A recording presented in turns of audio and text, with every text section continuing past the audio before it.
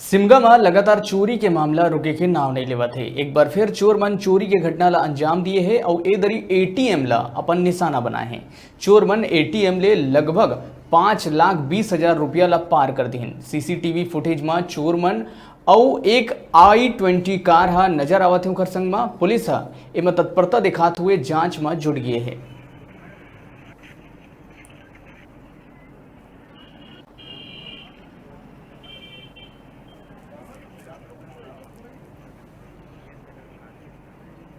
घटना मुझे सुबह 8:15 बजे ज्ञात हुआ। मेरे यहाँ पे जो लड़का साफ़ सफाई करता है, 8:15 बजे उसने मुझे फ़ोन किया कि सर हमारे एटीएम में मैं साफ़ सफाई करने गया तो वो एटीएम टूटा पड़ा हुआ है, अब जल्दी आ जाइए।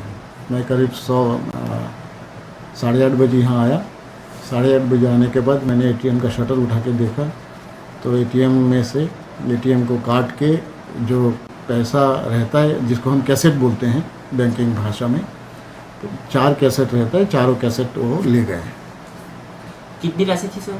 राशि थी करीब 5,21,000, 5,20,100 एग्जैक्ट राशि है। छोटे से ब्रेक बर यहाँ रुका था, फिर आप मन बने रहो हमारे संग, दिखत रहो न्यूज़ 36 छत्तीसगढ़ के आवाज।